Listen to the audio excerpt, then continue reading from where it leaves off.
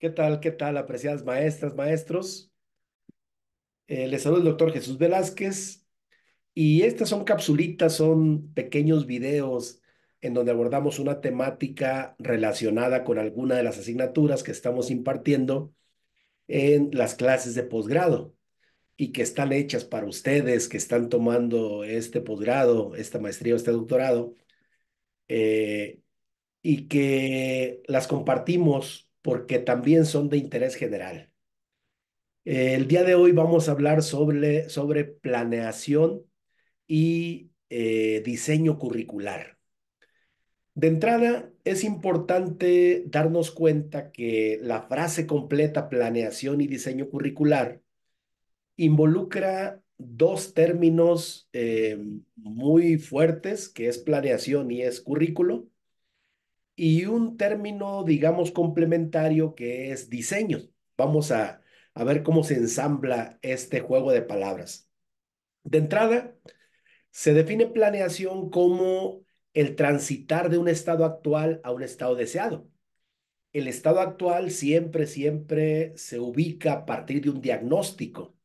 Es decir, es un proceso sistemático, no es simplemente la presunción de dónde estamos, cómo estamos, de acuerdo a suposiciones, a partir de percepciones subjetivas. No, el dónde estamos y cómo estamos debe de ubicarse a partir de instrumentos de diagnóstico debidamente calibrados y equilibrados entre los diferentes actores o a partir de distintas perspectivas que se aborden. Es decir, si yo quiero ubicar de dónde estamos partiendo, pues debo de aplicar de entrada instrumentos como la observación directa, como una encuesta, como una entrevista. Debo aplicar igualmente algún tipo de instrumentos un poco más consistentes, como un cuestionario que recabe la opinión de las personas y que de esas diferentes percepciones podamos ubicar un estado actual, un punto de partida. El punto de llegada, que es el estado deseado, normalmente en la educación, siendo un proceso intencionado, lo dan los propios planes de estudio, los programas educativos. ¿A dónde queremos llegar?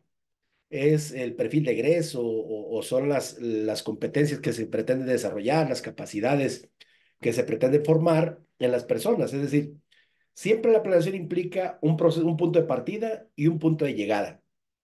Y la planeación es el recorrido que se hace cuando transitamos de un estado actual a un estado deseado. Obviamente, al ser planeación, debemos prever qué puede pasar en el camino, porque puede haber factores que incidan a favor o en contra de ese trayecto.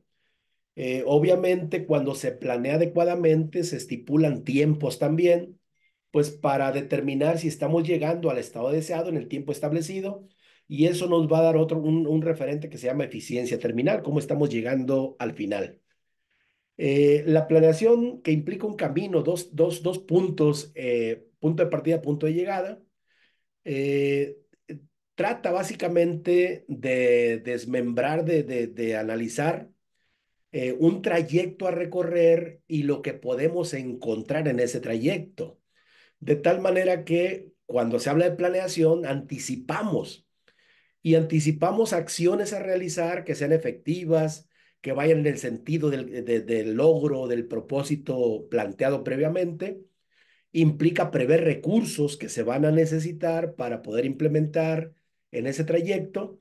Implica designar responsabilidades también de quiénes van a hacer las acciones determinadas y una metodología del cómo lo vamos a hacer.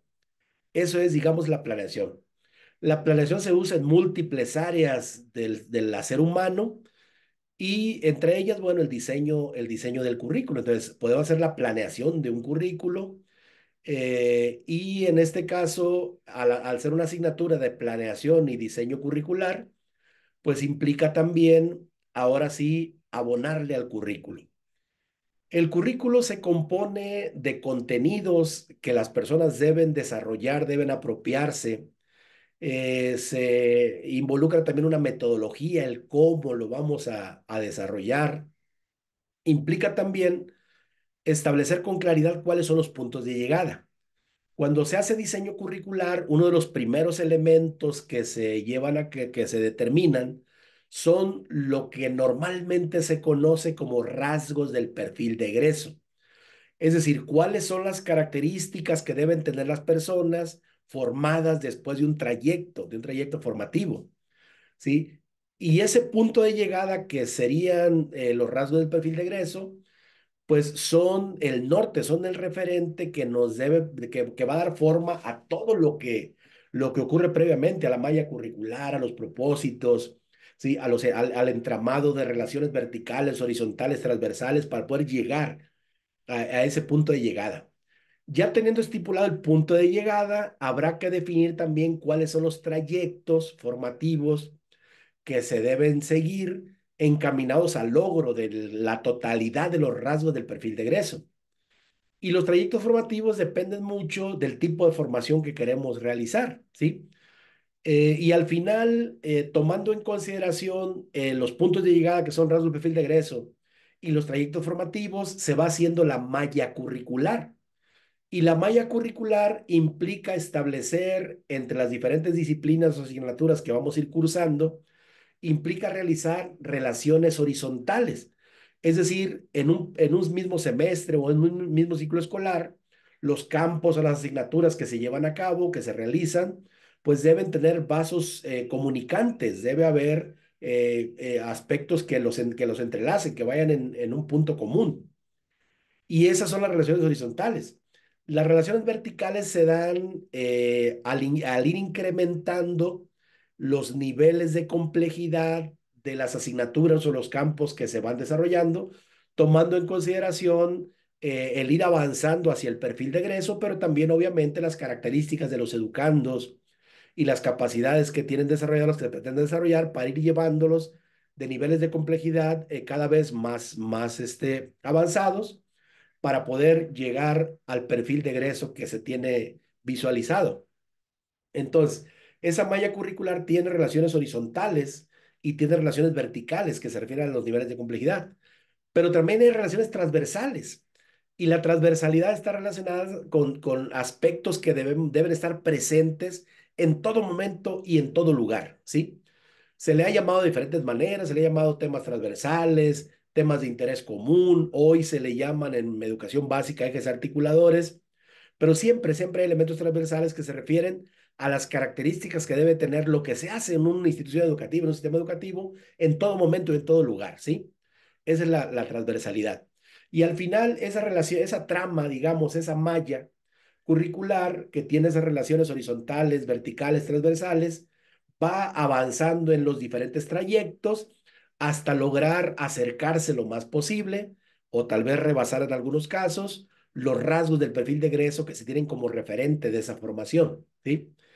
Ese es el diseño curricular. Y el diseño, la palabra diseño, pues implica creatividad, implica sello personal, implica iniciativa. El que los diseñadores curriculares pues realicen un verdadero arte en ese entramado para poder hacer que la formación vaya en el sentido que se tiene planteado con anticipación. Por eso es diseño. El diseño, insisto, es creatividad, el diseño es sello personal, es un arte y a la vez una ciencia. Entonces, así va cobrando forma el diseño curricular que se aplica a la elaboración de planes de estudio, de programas, de asignatura, de disciplinas, de campos. Ahora, ¿qué le toca hacer a un docente? A un docente le toca recorrer el camino inverso al que recorrió el diseñador curricular. Es decir, el diseñador curricular partió de los puntos de llegada de rasgos del perfil de egreso hasta llegar a los aspectos más finos de las asignaturas y los contenidos de una asignatura.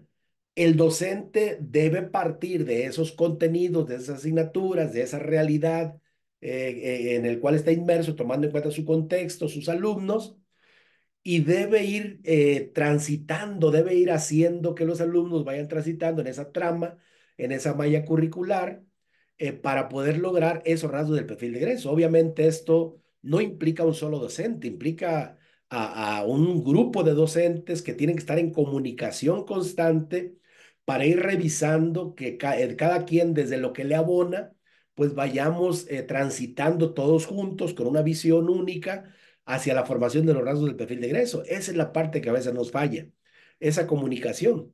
que cuando es un mismo docente, por ejemplo, en un preescolar, en una primaria, en una telesecundaria, pues es el mismo que hace el entramado, el que se hace cargo de todo, pero ya en niveles de bachillerato, de media superior o superior, donde cada docente se hace cargo de un campo, de una asignatura, de una disciplina, pues ahí la comunicación es la que falla.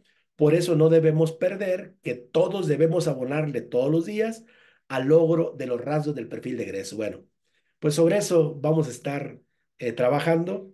Así que bienvenidas, es mi aportación en este momento. Gracias, soy el doctor Jesús Velázquez, director de Docencia Digital.